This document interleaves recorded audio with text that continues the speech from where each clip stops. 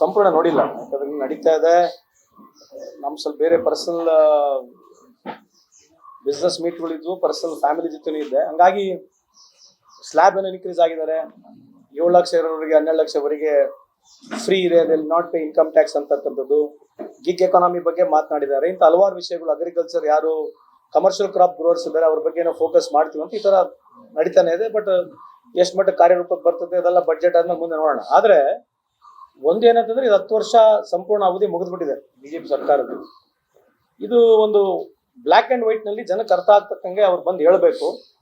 ಯಾಕಂದ್ರೆ ಪ್ರಮುಖವಾದ ಹೇಳ್ತಕ್ಕಂಥದ್ದು ನಾನು ಬಹಳ ಸಲ ಹೇಳಿದ್ದೀನಿ. ಕೇಂದ್ರ ಸರ್ಕಾರದ ಸಾಲ ಇವತ್ತಿರ್ತಕ್ಕಂಥದ್ದು 225 ಲಕ್ಷ ಕೋಟಿ. ಇವ್ರು ಬಂದಾಗ್ಲಿಂದ ಸುಮಾರು 175 ಲಕ್ಷ ಕೋಟಿ ಹೆಚ್ಚು ಸಾಲ ಮಾಡಿದ್ದಾರೆ. ದಯಮಾಡಿ ಇದನ್ನ ಎಲ್ಲಾ ಬಿಜೆಪಿ ಮುಖಂಡರು ಕೇಳಬೇಕು. ಯಾಕಂತಂದ್ರೆ ಈ ದೇಶದ ಸಾಲ ನಮ್ಮೆಲ್ಲರ ಮೇಲೆ ಇರ್ತಕ್ಕಂಥ ಸಾಲ ಇದು. ಯಾವ ಸ್ವಾತಂತ್ರ್ಯ ಸಿಕ್ಕಿ 1947 ಇಸ್ವಿಲಿಂದ ಹಿಡಿದು 2014 ಇಸ್ವಿವರೆಗೆ 57 ಲಕ್ಷ ಕೋಟಿ ಇರ್ತಕ್ಕಂಥ ಸಾಲ ಇವತ್ತು 225 ಲಕ್ಷ ಕೋಟಿ ಸಾಲ ಆಗಿದೆ. ಇದರಿಂದನೇ ಪ್ರಾರಂಭ ಮಾಡ್ಬೇಕು ಅವರು. ನಾನು ಈ ದೇಶಕ್ಕೆ ಇಷ್ಟು ಸಾಲವನ್ನು ಮಾಡಿದ್ದೀನಿ, ಈ ಸಾಲ ಮಾಡಿ ನಾನು ಇಂಥವೆಲ್ಲ ನಾನು ಬೆಳವಣಿಗೆ ತಂದಿನಿ ಅಂತ ಹೇಳ್ತಕ್ಕಂಥ ಒಂದು ಮಾತು ಇಲ್ಲಿವರೆಗೆ ಪ್ರಧಾನಮಂತ್ರಿ ಮೋದಿ ಸಾಹೇಬರಾಗಿರ್ಲಿ, ನಿರ್ಮಲಾ ಸೀತಾರಾಮನ್ ಇಲ್ಲಿವರೆಗೆ ಹೇಳೋದಿಲ್ಲ. ಅಂದ್ರೆ ಅರ್ಥ ಏನು? ದೇಶ ಮಿಣುಗೋಗಿದೆ ಅಂತ ಅರ್ಥ. ಯಾಕೆ ಹೇಳ್ತಾ ಇದೀನಿ ಮಾತು ಅಂತಂದ್ರೆ, ಬೇಕಿದ್ರೆ ಚರ್ಚೆ ಮಾಡೋಣ. ಚರ್ಚೆ ಹೆಂಗ್ ಆಗ್ಬೇಕು? ಅಥವಾ ಕಳೆದ ಪೀರಿಯಡಿನ ಸರ್ಕಾರದ್ದು ಏನು ಕೆಲಸಗಳಾಗಿದ್ದಾವೆ, ಅವ್ರವ್ದೇ ಆಗಿರ್ತಕ್ಕಂಥ ಪೀರಿಯಡ್ನಲ್ಲಿ ಏನ್ ಕೆಲಸ ಆಗಿದೆ, ಎಷ್ಟು ಖರ್ಚಾಗಿದೆ, ಎಷ್ಟು ಡೆವಲಪ್ಮೆಂಟ್ ಆಗಿದೆ, ಈ ತರದ ಏನೋ ನಾವು ಒಳಗೆ ಚರ್ಚೆ ಬಂದು ನಾವು ಚೆಕ್ ಮಾಡಿದ್ರೆ, UPA 1 UPA 2ಗೆ ನಾವು ಚೆಕ್ ಮಾಡಿ ಈ NDA 1 NDA 2 ಚೆಕ್ ಮಾಡಿದ್ರೆ ಅಜಗಜಾಂತರ ವ್ಯತ್ಯಾಸ ಇದೆ. ನೀವು ಉಲ್ಟಾ ಸ್ಟಾರ್ಟ್ ಮಾಡೋಣ, ಸ್ಟಾಕ್ ಎಕ್ಸ್ಚೇಂಜ್ ತಗೊಳ್ಳಿ. ಸ್ಟಾಕ್ ಎಕ್ಸ್ಚೇಂಜ್ ಸುಮಾರು ಮನಮೋಹನ್ ಸಿಂಗ್ ಅವರ ಕಾಲದಲ್ಲಿ 500% ಡೆವಲಪ್ ಆಯ್ತು 2004ರಿಂದ 2014 ಇಸ್ವಿವರೆಗೆ. ಇಲ್ಲಿ ಮೋದಿ ಅವರ ಕಾಲದಲ್ಲಿ 191% ಇನ್ಕ್ರೀಸ್ ಆಗಿದೆ. GDP ಹೋಗೋಣ. GDP ಇರ್ತಕ್ಕಂಥದ್ದು ನಮಗೆ 2004 ಇಸ್ವಿಯಲ್ಲಿ ಮನಮೋಹನ್ ಸಿಂಗ್ ಅವರು ಅಧಿಕಾರಕ್ಕೆ ಬರೋಕ್ಕಿಂತ ಮುಂಚೆ ಈ ದೇಶದ $0.55 ಟ್ರಿಲಿಯನ್ ಮಾತ್ರ ಎಕಾನಮಿ ಇತ್ತು. ಅಂಥದ್ದು $2.04 ಟ್ರಿಲಿಯನ್ ಎಕಾನಮಿಕ್ ತಂದ್ರು. ಏನು ವರ್ಷಕ್ಕೆ ಆದಾಯ ಇರ್ತಕ್ಕಂಥದ್ದು 25,000 ಮನುಷ್ಯನ ಆದಾಯ ಇತ್ತು, 80,000ವರೆಗೆ ಆದಾಯ ತಂದ್ರು. ಇದು ನಮ್ಮ ಅಚೀವ್ಮೆಂಟ್ಗಳು. ಇವ್ರ ಅಚೀವ್ಮೆಂಟ್ಗಳು ಏನಿದಾವೆ? ಉದಾಹರಣೆಗೆ ನಾನು ಇವತ್ತು ಚೆಕ್ ಮಾಡ್ತಾ ಇದ್ದೆ, ನಾನು ವೈರ್ ರಿಪೋರ್ಟ್ ಓದ್ತಾ ಇದ್ದೆ. ಕಾರ್ಪೊರೇಟ್ ಟ್ಯಾಕ್ಸ್ ಕಳೆದ ಸುಮಾರು 5-6 ವರ್ಷದಿಂದ ಏನು ಸುಮಾರು 6ರಿಂದ 7% ಕಾರ್ಪೊರೇಟ್ ಟ್ಯಾಕ್ಸ್ ಕಮ್ಮಿ ಮಾಡಿದ್ದಾರೆ. ದಯಮಾಡಿ ಗಮನಿಸಬೇಕು, ಕೇಳಬೇಕು ಕೂಡ.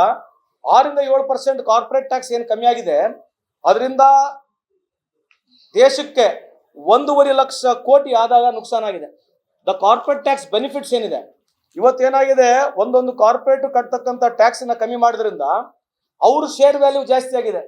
ಅದಕ್ಕೆ ಇವತ್ತು ಬಾಂಬೆ ಸ್ಟಾಕ್ ಎಕ್ಸ್ಚೇಂಜ್ ಆ ಕಂಪ್ನಿಗಳು ನೀವು ಶೇರ್ ವ್ಯಾಲ್ಯೂ ಯಾಕೆ ನೋಡ್ತಾ ಇದೀರಿ ಅಂತಂದ್ರೆ, ಇಂಡೈರೆಕ್ಟ್ಲಿ ಈ ರೀತಿ ಬೆನಿಫಿಟ್ ಕೊಟ್ಟಿರ್ತಕ್ಕಂಥದ್ದು.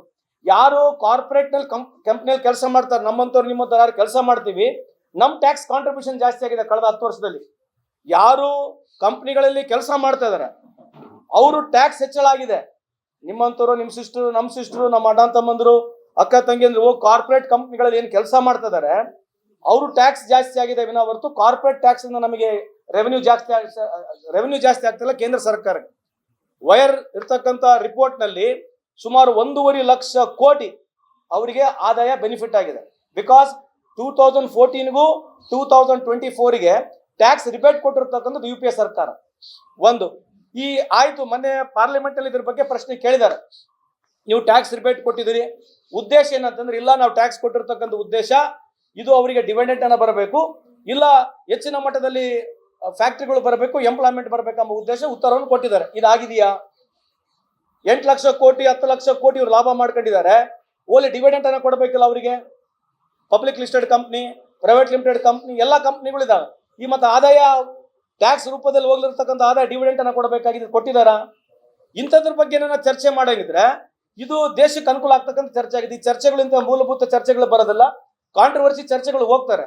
ಒಟ್ಟಾರೆ ಕಳೆದ 11 ವರ್ಷ ನೀವು ನೋಡಿದ್ರೆ ಈ ದೇಶ ಸಾಲದಲ್ಲಿ ಜಾಸ್ತಿ ಆಗಿದೆ, ಎಂಪ್ಲಾಯ್ಮೆಂಟ್ ಗ್ರೋತ್ ಇಲ್ಲ, GDP ಗ್ರೋತ್ ಇಲ್ಲ. ಕಳೆದ 10 ವರ್ಷದಲ್ಲಿ ಸುಮಾರು 1,26,000 ಫಾರ್ಮರ್ ಸೂಸೈಡ್ ಮಾಡ್ಕೊಂಡಿದ್ದಾರೆ. ಅಂದ್ರೆ ದಿನಕ್ಕೆ 30 ಫಾರ್ಮರ್ಗಳು ಸೂಸೈಡ್ ಮಾಡ್ಕೊಳ್ತಿದ್ದಾರೆ ಅಂತ ಅರ್ಥ.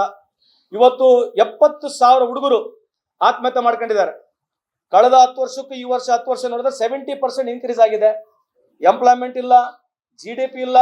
ಸಣ್ಣ ಕೈಗಾರಿಕೆಗಳು ಸ್ಮಾಲ್ ಸ್ಕೇಲ್ ಇಂಡಸ್ಟ್ರಿ ಅಂತ ನಾವೇನು ಹೇಳ್ತೀವಿ, ಸುಮಾರು ಕಳೆದ 10 ವರ್ಷದಲ್ಲಿ 17 ಲಕ್ಷ ಕೋಟಿ ಉದ್ಯಮೆದಾರರು ರೈಟ್ ಆಫ್ ಆಗಿದೆ. ಯಾವುದು ಒಬ್ಬ ಸ್ಮಾಲ್ ಸ್ಕೇಲ್ ಇಂಡಸ್ಟ್ರಿಯ ಒಬ್ಬ ಸ್ಮಾಲ್ ಸೆಕ್ಟರ್ನಲ್ಲಿ ಕೆಲಸ ಮಾಡ್ತಕ್ಕಂಥ ಉದ್ಯಮೆದಾರರಿಗೆ ₹1 ಬಿಳಿ ಸಾಲ ಮನ್ನಾ ಆಗೋದಾಗಿರ್ಲಿ, ಒಂದು ರಿವಾಲ್ವಿಂಗ್ ಫಂಡ್ ಕೂಡ ಅವರಿಗಿಲ್ಲ. ಸೊ ಈ ತರದ ವ್ಯವಸ್ಥೆಯಲ್ಲಿ ದೇಶ ಹೆಂಗ್ ಪ್ರಗತಿ ಆಗತಕ್ಕಂಥದ್ದು ನಮ್ಮ ಪ್ರಶ್ನೆ ಇದೆ. ಏನೋ ದಿನ ಬೆಳಿಗ್ಗೆ ಇದ್ರೆ ಪಬ್ಲಿಸಿಟಿ ಮಾಡ್ಕೊಳ್ಳೋದು ಬಿಟ್ರೆ ಈ 10ನೇ ವರ್ಷದ 11ನೇ ವರ್ಷ ಬಡ್ಜೆಟ್ ಇದು ರಾಜ್ಯಕ್ಕಾಗಿರ್ಲಿ ದೇಶಕ್ಕಾಗಿರ್ಲಿ ಯಾವುದೇ ರೀತಿ ಅನುಕೂಲ ಆಗೋದಿಲ್ಲ ಅಂತ ನನ್ನ ವಾದ ಅಂತ ಈ ಸಂದರ್ಭಕ್ಕೆ ಹೇಳಿಕ್ಕೆ ಬಯಸ್ತೇನೆ.